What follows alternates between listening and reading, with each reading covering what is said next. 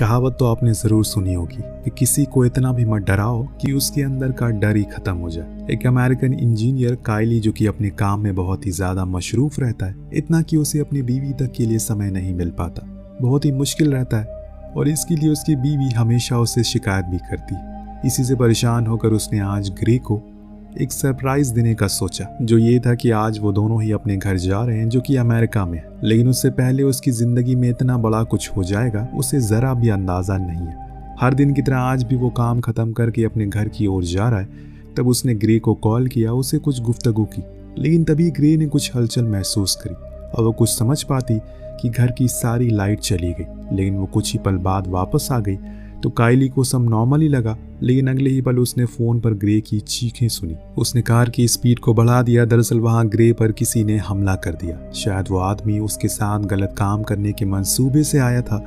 अब ग्रे ने कोशिश तो बहुत की कि वो अपने मंसूबे में कामयाब ना हो पाए, लेकिन अंत में उसने हार मान ली, जिसकी सजा उसे मिली।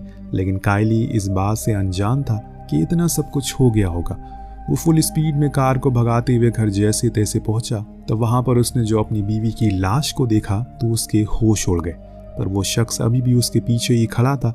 शायद उसके इरादे कुछ और भी है, इसीलिए अब वो काइली पर हमला करता है। लेकिन जब उसे इस बात का अंदाजा हो गया कि अब वो उसे जीत नहीं पा रहा है, तो उसने दम दबाकर भागने का सोचा। पर काइली अभी बहुत ही गुस्से में है, इसीलिए वो उसे छोड़ने वाला तो नहीं है। पूरे रोड पर वो उसके पीछे ही भागता रहता है। कई बार तो वो उसके हाथ चढ़ भी जाता है, लेकिन अंत में जैसे तैसे करके वो भागने में कामयाब हो गया। पर इसकी सजा काइली को मिली, क्योंकि उसने पब्लिक प्रॉपर्टी का बहुत नुकसान पहुंचाया, जिसके कारण उसे पुलिस पकड़ लेती और फिर उसे कोर्ट में पेशी होती, जहां सामने वही शख्स था जिसका नाम था एंथनी। वो अमीर परिवार से आता है, जिसके कारण उसने जज को भी खरीद लिया। वही हुआ जिसका सभी को पता था। काइली को सजा दी जाती है, पर एंथनी को छोड़ दिया जाता है, जिस बात का अंदाजा काइली के लॉयर को भी था।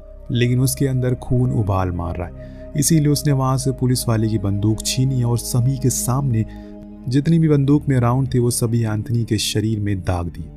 अब जाकर उसे इंसाफ मिला है, लेकिन इस कारनामे की उसे सजा भी मिलती है। पर अब काइली को ये सजा मंजूर है। उसने बिना झिझक के अपने गुनाह कबूल कर लिया। पर अब यहाँ से कहानी में वो थ्रिल आना शुरू होगा, जो ना तो कभी काइली ने महसूस किया होगा और ना ही आपने। उसे रशिया की सबसे खूंखार जेल में भेज दिया जाता है, जहाँ पर सिर्फ वही कैदी कैद थे जिन्होंने अपनी जिंदगी में वो गुनाह किए हैं जो किसी ने सपने में भी सोचे नहीं थे। अब इस बीच सभी नए कैदियों को एक साथ लाइन में खड़ा किया जाता है। उन्हीं के सामने एक कैदी को बहुत ही बेरहमी से पीटा जा रहा है। तब वार्डन आकर सभी को बताता है इसने भागने की कोशिश की थी, जो अब इसकी जिंदगी की सबसे बड़ी भूल साबित होने वाली है। और इसीलिए मैं तुम्हें ये नहीं कहूँगा कि भागो मत, बल्कि भागो। लेकिन अगर तुम मेरे गिरफ्त में आ गए तो मैं वो हशर करूँगा जो तुमने कभी सोचा नहीं होगा। उसकी जिल्लत भरी सजा को देखकर सभी कैदियों की रूह कांप जाती है, लेकिन काइली की आंखों में जरा सा भी डर नहीं था, क्योंकि अब उसके पास खोने को कुछ बचा ही नहीं है। तो डर किस बात का है।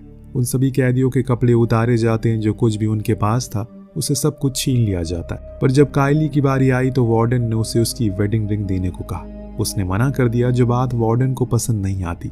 उसने जोरदार उसे पंच मारा और सभी के सामने उसकी रिंग को छीन कर रख लिया। अगले पल सभी के सर मुंडवा दिए जाते हैं, उनके कपड़े चेंज करे जाते हैं और फिर उन्हें सेल में डाल दिया गया, जहां पर जानवर भी अगर कुछ दिन रहेगा तो मर जाएगा, क्योंकि वहां पर चारों ओर कैदियों की चीखें सुनाई देती है। ऐसे ही एक दिन काइली ने देखा कि बिली नाम के लड़के को कुछ गार्ड जबरदस्ती लेकर एक एंड्रे नाम के कैदी के सेल में फेंक देते हैं, जो किसी जल्लाद से कम नहीं था। उसने पूरी रात बिली को बहुत ही मारा पीटा और उसके साथ गलत काम किया, और किसी ने चू तक नहीं की। ये सब देख काइली समझ गया कि यहाँ अगर उसे जिंदा रहना है तो खुद की हिफाजत खुद ही करनी होगी, कोई उसे बचाने नहीं आएगा। अब जब सुबह हुई तो सभी को बाहर लाया गया। तब उसने बिली को देखा, जिसका मुंह सूजा हुआ था, कपड़े फटे थे, डर के मारे उसके मुंह से सिसक तक नहीं निकल रही थी। इतने में उसने एंड्रे को देखा, जो कि हंस रहा है, जो देख उसे एंथनी की याद आ गई। ये चीज देखकर उसके अंदर इतना गुस्सा आ गया कि उसने सभी के सामने एंड्रे के ऊपर लात घूंसे बरसाने शुरू कर दिए।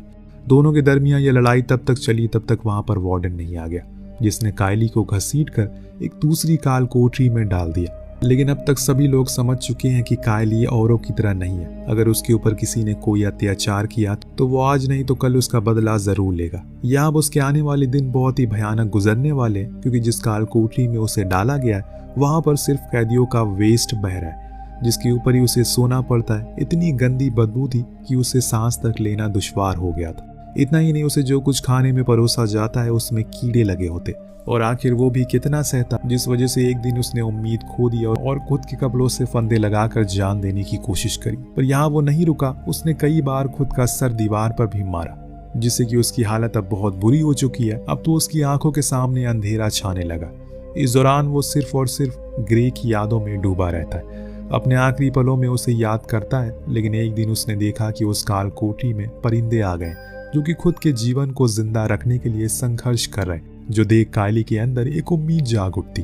और अब उसने मन ही मन ठान लिया कि अगर ये इतना छोटा सा परिंदा जिंदा रहने के लिए हाथ पैर मार सकता है तो मैं क्यों नहीं। खुद इस हौसले अफजाई के बाद उसने अब खाने पीना सही कर दिया, खुद को मजबूत करने में लग गया, क्योंकि तभी वो सरवाइव कर सकेगा।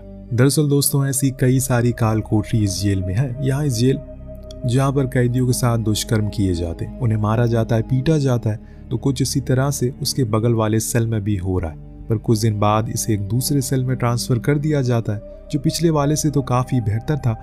कम से कम यहाँ पर टॉयलेट पर सोना तो नहीं पड़ रहा था। लेकिन उससे भी भयानक चीज यहाँ थी कैदी नंबर 450, जिसे सब बीस्ट कहकर पुकारते हैं, क्योंकि उसने अपने पिछले 4 मेट्स को मौत के घाट उतार दिया, जो जानकर कायली के तो रोंगटे खड़े हो गए कि अब उसे हर समय खुद की जान का खतरा रहेगा। लेकिन उस रात उन दोनों में कोई बात नहीं होती।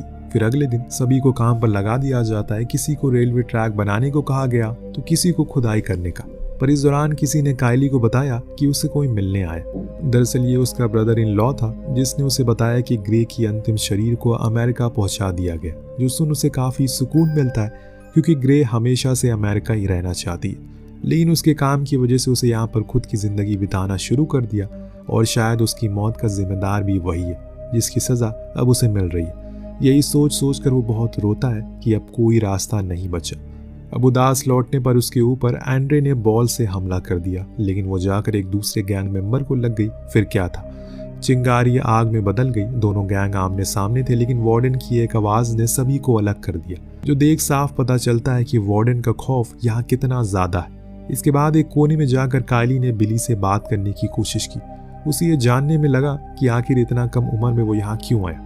तो बिली ने खुद की कहानी बताई, कैसे वो एक दिन एक लड़की के साथ डिनर पर गया, जहां हमने बहुत ही ड्रिंक कर ली, और इसके बाद उस लड़की ने खुद कार ड्राइव करने को कहा, पर उसे वही कार एक रेस्टोरेंट में घुसा दी। हालांकि मैं तो कार चला भी नहीं रहा था, लेकिन कोर्ट ने मुझे इसकी सजा दे दी, क्योंकि उस लड़की की उम्र कम थी, इससे उसका करियर खराब हो जाता। तो मुझे ही 2 साल के लिए कैद कर दिया गया। उसकी बातें सुन कायली को बहुत बुरा लगता है और साथ में अफसोस भी होता है। खैर, इतने में वहां पर एक व्हील चेयर पर एक शख्स आता है, जो यहाँ पर काफी समय से। वो अपना नाम मलाकाई बताता है, और ये भी कि उसने उसका केस अखबार में पढ़ा। दोनों के बीच में काफी बातें होती है, जिसमें कायली ने इस जेल के इन्वायरमेंट को समझने की पूरी कोशिश की, इसीलिए जाकर अपने रूम में चुपचाप सो गया। पर आज की रात उसकी आंखों के सामने बार बार वही ग्रे के आखिरी पल आ रहे। जब वो खून से लथपथ सोफे पर पड़ी मिली, उसे उस पल को याद करके उसकी मुंह से चीख निकल गई, जो सुन बीस्ट को गुस्सा आ गया, जिससे वो उसका गला घोटने लगता है। कायली ने खूब हाथ पैर चलाया कुछ, लेकिन कोई फायदा नहीं हुआ। लेकिन कुछ ही देर बाद उसने खुद ही अचानक उसे छोड़ दिया, पर इससे कायली बहुत ज्यादा डर जाता है। सुबह होने पर सभी नाश्ते के लिए इकट्ठा होते हैं, पर यहाँ भी एंड्रे कायली को तंग करने के लिए उसके खाने में थूक देता है, जो देख कायली खड़ा होने वाला था, लेकिन तभी मलाकाई उसे रोक लेता है। इसके बाद हम उस जेल में होने वाले खूनी खेल को देखते हैं, जिसको वार्डन भी नहीं रोकता, क्योंकि वो सभी लोग उन दोनों फाइटर पर पैसे लगाते और मजे लेते। आज की फाइट एंड्रे और हेनरी नाम के कैदी के बीच में है, जिस पर एंड्रे भारी पड़ रहा है। उसने तो उसे तब तक नहीं छोड़ा जब तक वो मर नहीं गया, और किसी ने कुछ नहीं किया। ये सब दूर बैठा बीस्ट देख रहा था, लेकिन वो बस किताब पढ़े जा रहा। इधर जब ये लोग काम पर जाते हैं तो जेरी नाम का कैदी कायली पर बेफालतू में उलझ गया, उससे लड़ने लगा। गार्ड ने उसे रोकने की भी कोशिश करी, लेकिन जब वो अकेले होते तो कायली ने उसका अच्छे से सामना किया। लेकिन फिर जेरी का झुंड आ गया और उन सभी ने कायली को बहुत मारा।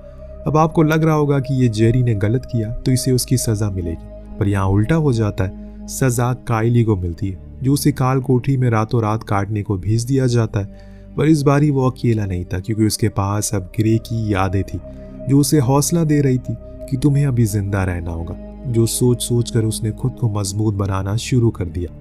और फिर जब उसे बाहर निकाला गया तो उसने देखा कि उसकी बगल वाले सेल में ढेर सारा खाना जा रहा है। शायद वहाँ कोई नेता होगा। लेकिन हम देख पाते हैं कि जो काइली इस कोठरी में आया था और अब जो काइली इस सेल से बाहर जा रहा है उसमें जमीन आसमान का फर्क है। यही वजह है कि जब अगले दिन फिर से एंड्री ने उसके खाने में थूका तो उसने उसके मुंह पर एक घूसा मारा। इतने में वार्डन आ गया और उसे फिर से काइली को वही डाल दिया जहाँ से वो आया था।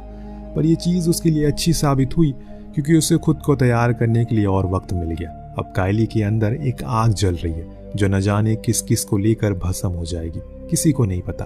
अब एक दिन काम के दौरान एक धमाका होता है जिसका फायदा उठाकर बिली और मॉरिस नाम के दो कैदी फरार हो जाते हैं। पर मॉरिस को तो शूट करके मार दिया जाता है, लेकिन बिली अपनी पूरी जान लगाकर वहां से कुछ दूर भागने में कामयाब हो गया। उसने कुछ देर खुद को एक कीचड़ में भी छुपा कर रखा, लेकिन अफसोस के अंत में वो भी पकड़ा गया और फिर से उसे एंड्रे के सेल में भेज दिया गया जहां उसके साथ वो हशर हुआ जिसकी चीखें पूरी जेल में सुनाई दी। तो वहीं काइली जो कि अब पूरी तरह से बदल चुका है वो अभी भी लगा हुआ है खुद को बेहतर बनाने में। फिलहाल हम काइली को देखते हैं जिसको अब उस काल कोठरी से बाहर निकाला गया क्योंकि अब वो भी उस खूनी खेल का हिस्सा है। आज उसने पहली लड़ाई की जो किसी और के साथ नहीं बल्कि एंड्रे के साथ ही। सभी बहुत ही ज्यादा जोश से भरे हुए, सबसे ज्यादा तो एंड्री क्योंकि उसे कुछ पुराने हिसाब जो चुकता करना है। वार्डन भी वहां मौजूद था। खेल शुरू होता है। शुरुआती कुछ समय में तो एंड्रे एकदम ही टूट सा पड़ता है, लेकिन फिर अंत में काइली अपने कुछ दांव पेच चलाता है और फिर उसकी गर्दन में इतनी जोर से दांत गाड़ा देता है कि उसकी वही मौत हो जाती है। उस दिन के बाद से चारों ओर वाहवाही होने लगती है। सभी उसी जेल में सबसे बड़ा फाइटर मानने लग गए थे। तो वही वार्डन भी उससे इम्प्रेस हो जाता है जिस तरह से उसने खुद को मजबूत बनाया हालातों के हिसाब से। लेकिन ये सब दूर बैठा बीस्ट अभी भी देख रहा था। उसे अपने साथी पर तरस आने लगता है। अब जब जेरी के साथ उसकी लड़ाई हुई तो काली ने उसे भी धूल चटा दी, लेकिन उसने उसे एकदम खत्म नहीं किया। लेकिन वार्डन के कहने पर उसने वो काम भी कर दिया। पर उस दिन बीस्ट ने उसे कह दिया कि अब तुम भी औरों की तरह कठपुतली बन गए हो। जो वार्डन कहता है तुम वही करते हो। मैंने तो तुम्हें औरों से अलग समझा था पर तुम भी वही निकले। उसकी ये बात काइली की आंखें खोल देती है और उस दिन बाद उसने अपना हुलिया बदल लिया।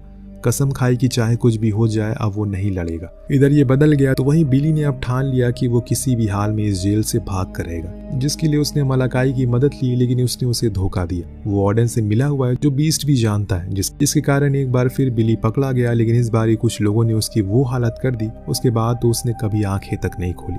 जब काइली ने उसकी हालत देखी तो उसके अंदर फिर से वही आग जल गई जो उसने बुझा दी थी। लेकिन अब वो सही के लिए लड़ेगा, ना कि बुरे लोगों के लिए। अब बिली की बॉडी को दफन कर दिया जाता है, वो भी बहुत ही बुरे तरीके से। जैसे किसी कूड़े को कचड़े में फेंका जाता है वैसे ही उसे फेंक दिया गया। तो यहाँ इस ओर आज काइली की लड़ाई एक और लड़ाके से होती है, लेकिन वो उस पर हाथ नहीं उठाता। वार्डन के लाख कहने पर भी वो कुछ नहीं करता, जिससे उसे रिंग से बाहर कर दिया गया।